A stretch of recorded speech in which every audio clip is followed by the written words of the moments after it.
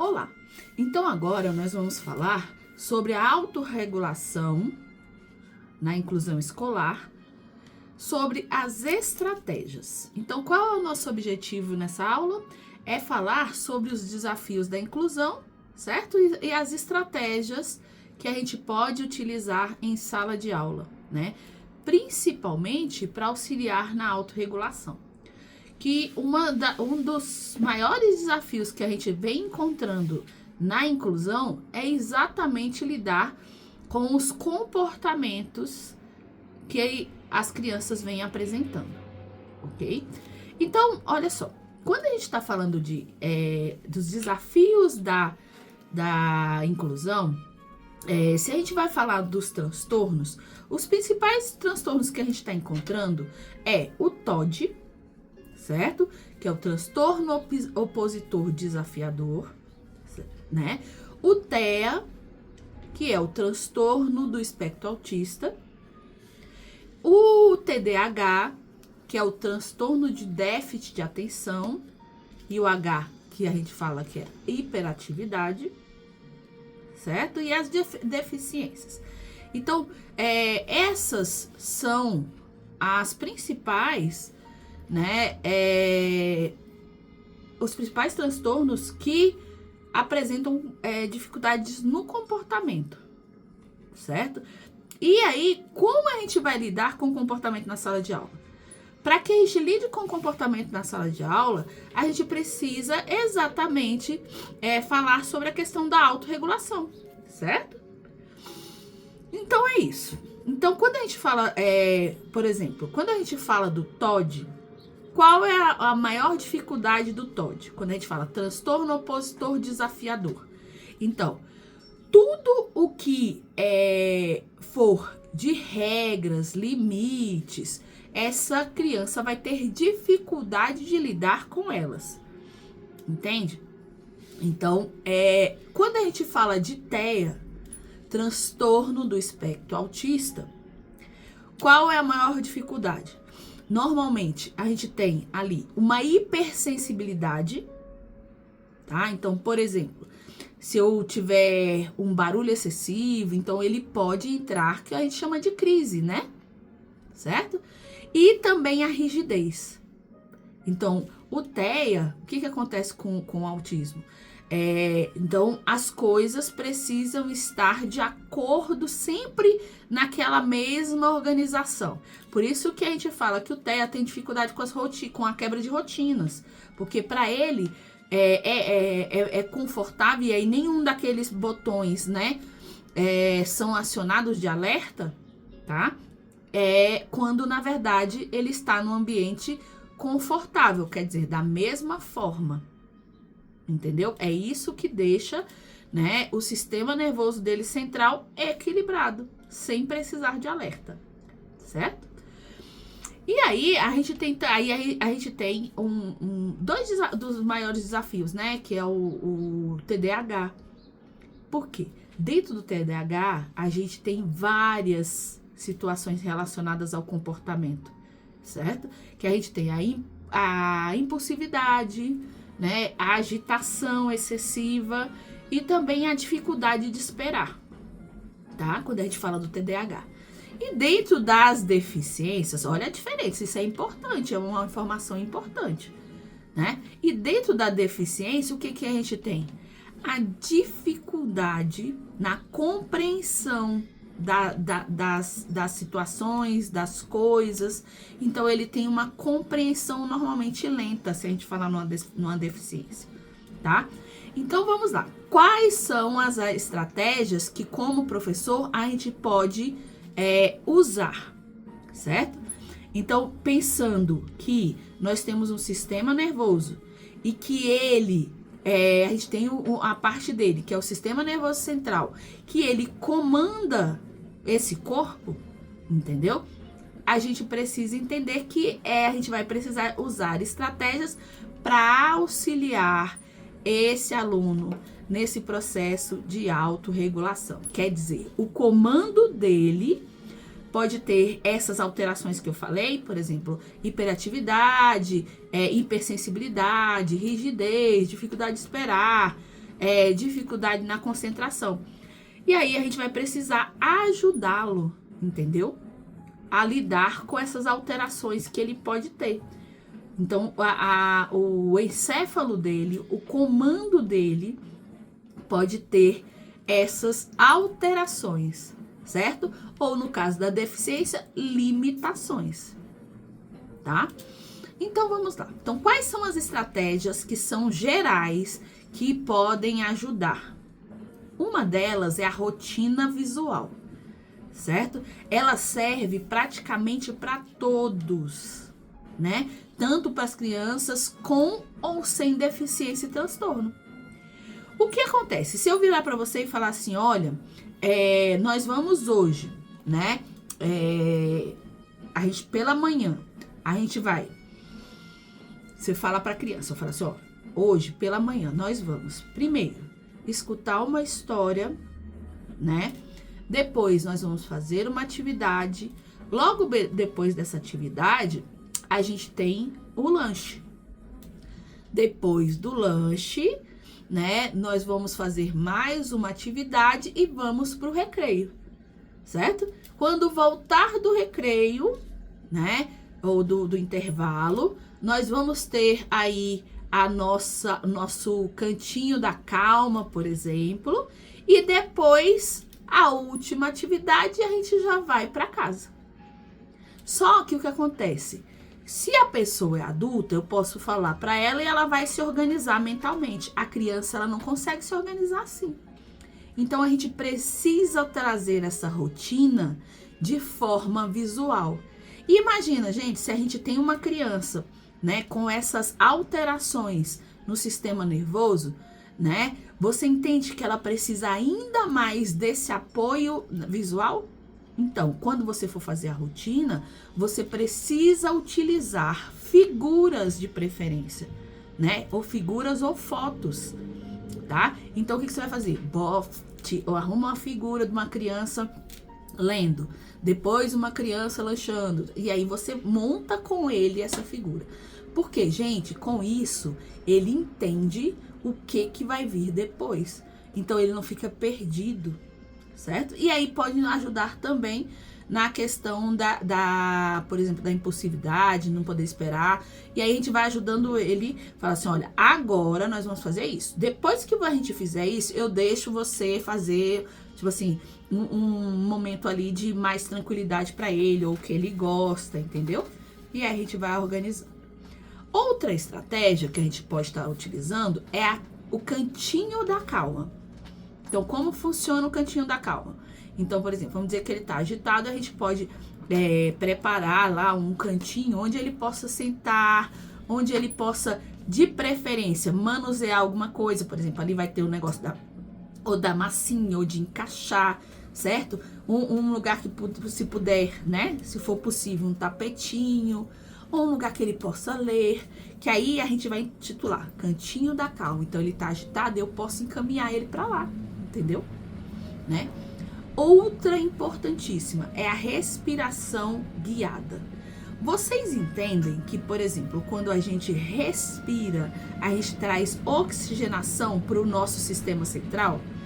Então, olha só, lembra que a gente falou do aparelho parasimpático e simpático? Então, o simpático, ele não tem nada de simpático, né? Ele é o nosso botãozinho de alerta. Então, quando ele é acionado, o que vai acontecer? Nós vamos começar a respirar mais rapidamente, porque começa a se agitar todo, certo? Então, vamos falar da respiração guiada. Como é que é essa questão da respiração guiada? Então, se a gente está falando que quando é apertado lá o nosso botãozinho vermelho, né, a nossa respiração, ela começa a ficar mais agitada, então a gente precisa voltar à calma. Então, a gente precisa ensinar ao nosso aluno a respirar para que lembra do botãozinho da calma? O botãozinho da calma é o parasimpático. Então, ele vai parar, gente, né? Vai nos acalmar. Então, esse botãozinho a gente vai apertar quando a gente fizer o quê? Na verdade, começar a respirar calmamente.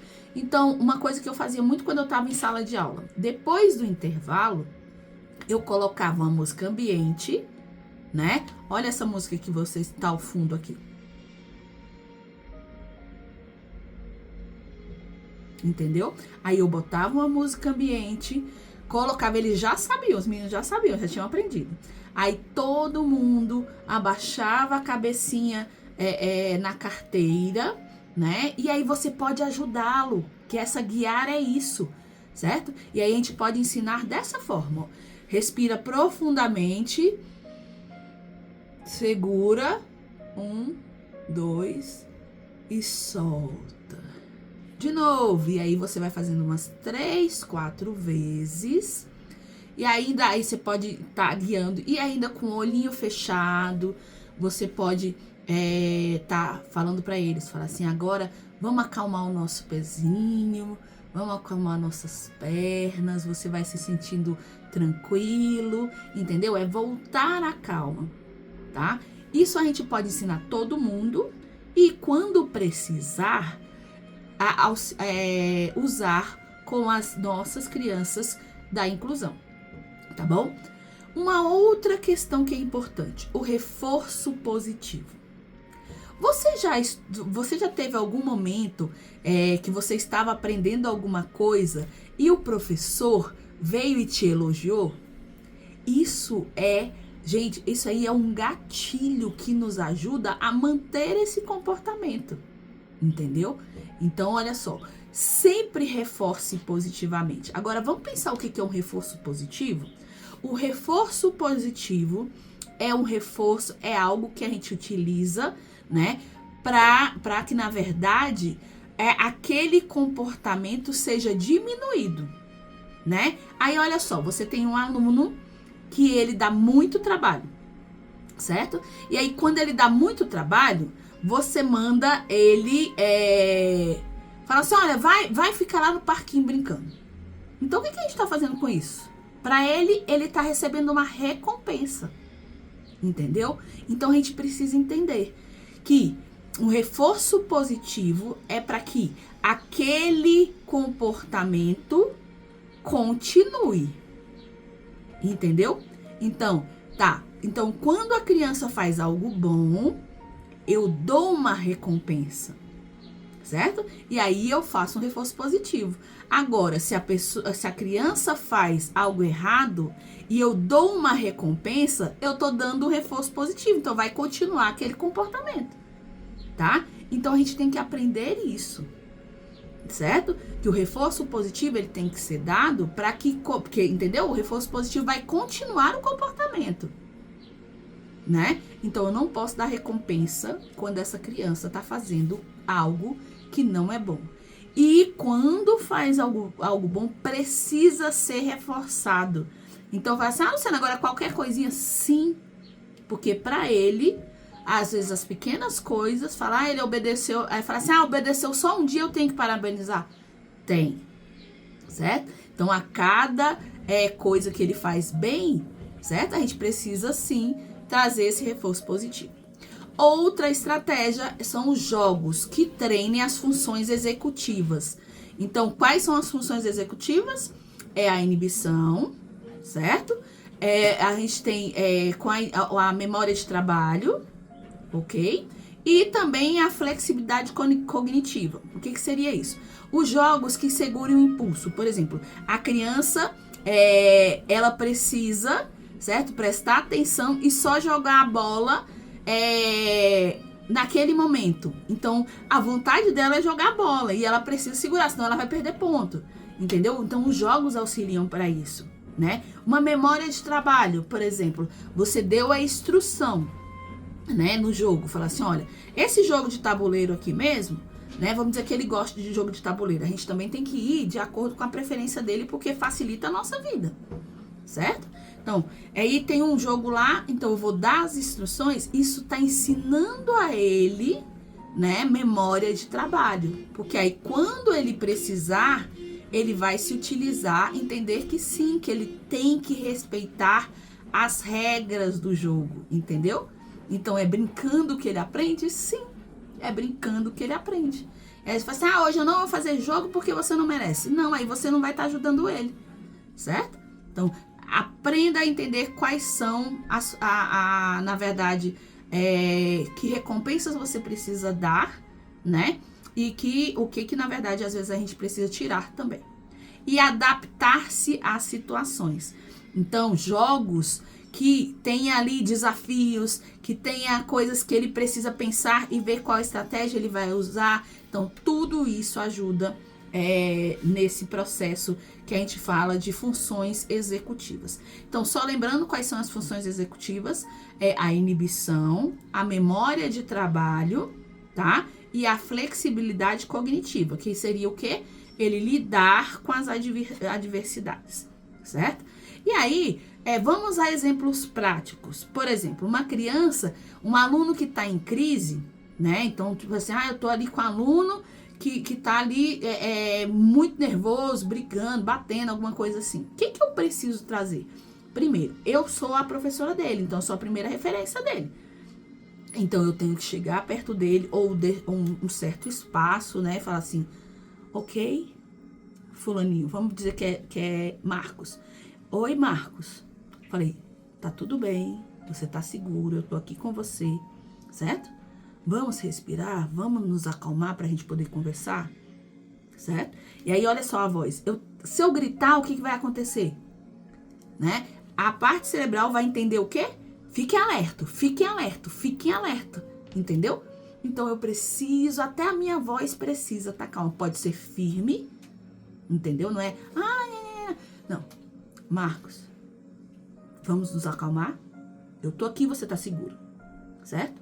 Entendeu? Firme a sua voz, né? Ele precisa sentir essa firmeza. E agora vamos respirar, certo? E aí a gente vai conversar e resolver, olha a segurança. Vamos nos acalmar que nós vamos resolver essa situação, certo? Eu estou aqui para te ajudar e nós vamos resolver essa situação, ok? Então, por exemplo, um aluno impulsivo, tipo assim, que quer falar antes do momento, por exemplo, um cartãozinho de pausa é bom para ele. E aí, por exemplo, ele tá na hora do outro falar. E aí você pode mostrar para ele, ó, mãozinha. Ou pode combinar para ele, ou pode trazer um cartãozinho, entendeu? Para que ele ajudar. E o conflito entre os colegas. Então, nós vamos entrar aí com a mediação.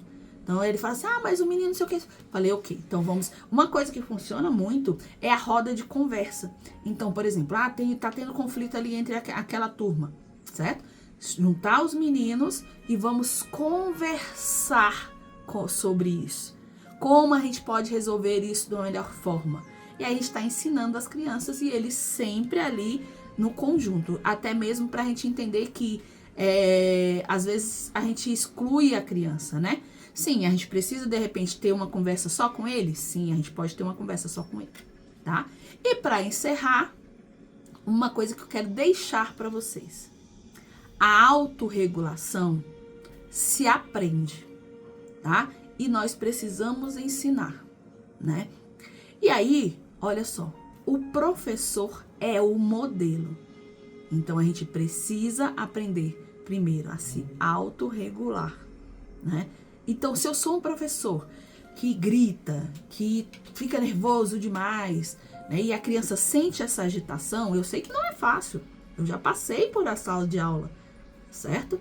Então, eu tenho 31 anos de Secretaria de Educação, tá? Eu sei que não é fácil, mas a gente precisa também, como professor, aprender a lidar com as situações. Então, o professor é o modelo.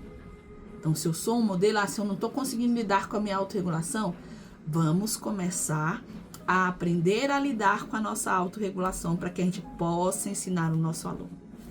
E aí, eu queria deixar uma pergunta para vocês. Qual aluno seu mais precisa de ajuda, mais precisa desse apoio na sala de aula? Então, esse aluno é o que a gente vai deixar aí como o nosso desafio, tá? Nós vamos treinar tudo isso que nós aprendemos aí nesses 2 vídeos, tá? Então, vamos ajudar os nossos alunos a se autorregular e isso vai ajudar ele e vai ajudar toda a turma. Então, fica aqui o meu abraço a todos e bom estudo.